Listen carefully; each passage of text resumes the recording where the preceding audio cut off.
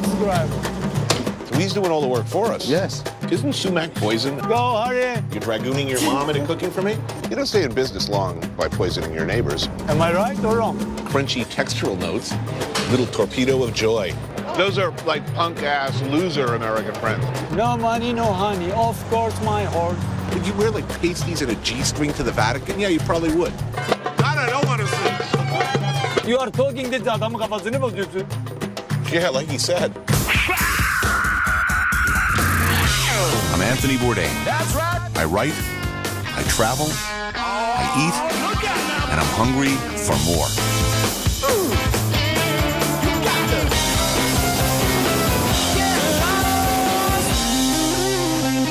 No reservations.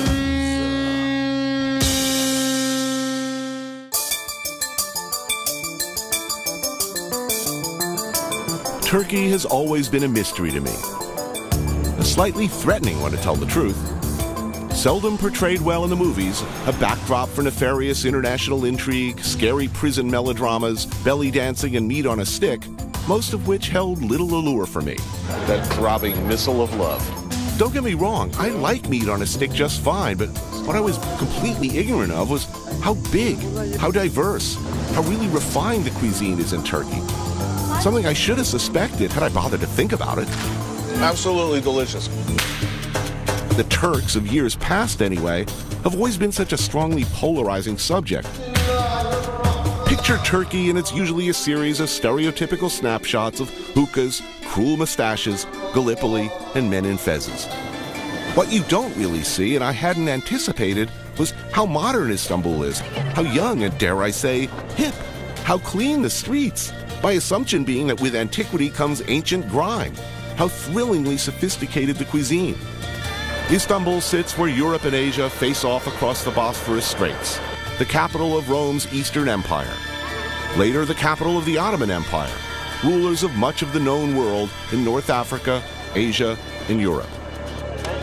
And as happens with empires and conquering faraway places, they came home with good stuff. Much of it very, very tasty. Day one, Istanbul. Breakfast with Fixer.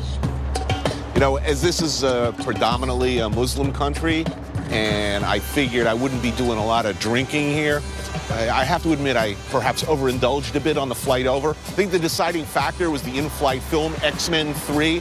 That's the Brett Ratner one. You know, they use that guy as like weed killer. He'll kill anything that lives. He certainly killed that franchise. Oh, look, the Bosphorus. Breakfast here comes highly recommended by our fixer, Esra. You're now at one of the best places in the city to have breakfast, and it's actually one of my favorite places.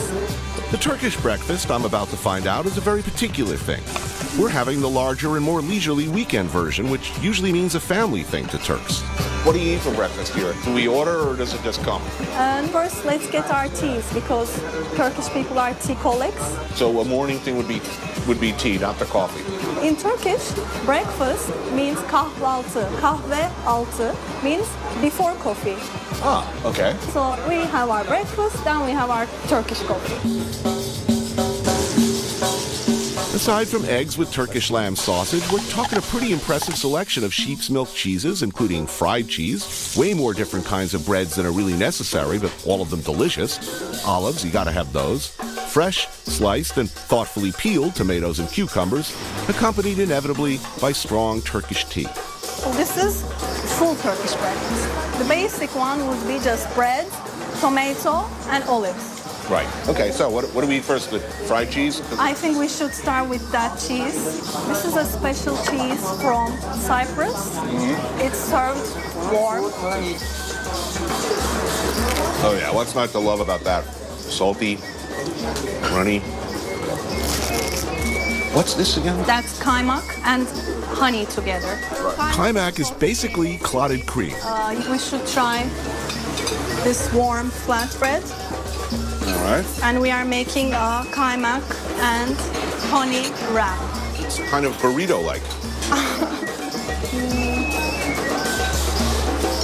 That's outrageously rich and sweet. For some reason, I feel guilty eating this. No, you should feel proud. Maybe it tastes better when you feel guilty too. Oh, everything's better when you feel guilty.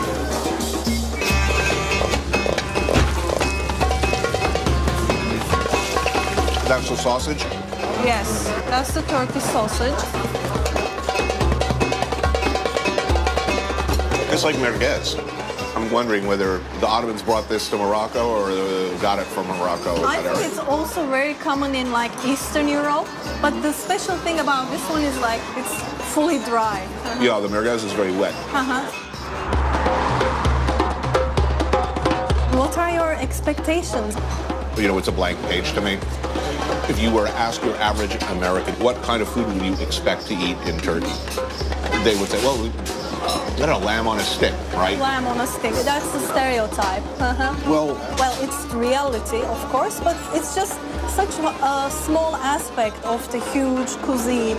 I know you're going to go to different places, have different types of food, but I don't think you will go to a home, will you? You tell me. Okay. If you want, my mom. Oh, say no more. You're dragooning your mom into cooking for me? I'm there.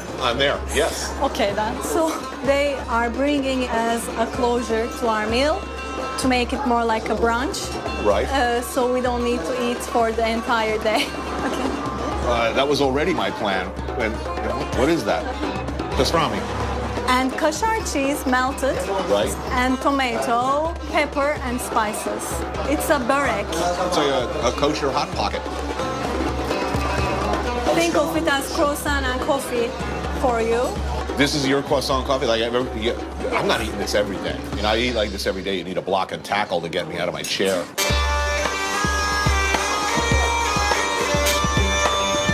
It's still early in the trip, and it's probably pretty obvious that I don't really know what I'm doing. Meet Peter. He's an artist who splits his time between New York and Istanbul. He's agreed to introduce me to a deceptively simple-looking but fiendishly delicious staple, the savory, meat-strewn, pizza-like thing called lahmacun. Lahmacun, one of the original fast foods in Turkish cuisine.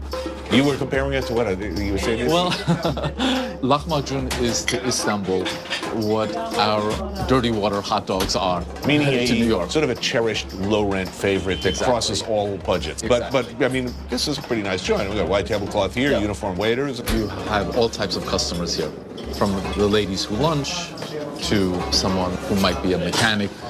Without overstating the obvious, I mean, this stuff it kind of looks like pizza, right? I mean, It's very much like pizza, also taco. So spicy, good stuff with a crust. Exactly, and here it comes. Oh wow, hey, that's pretty. So you want to start with the parsley. There's also some Turkish arugula there, and then lemon juice. We have some ezme here. It's almost like a spicy salsa. And then homemade buttermilk. Our buttermilk ayran. And here we have sumac, Right? and crushed red pepper if you want it a little bit spicier. Isn't sumac poison? There is a poison sumac. I'm assuming this is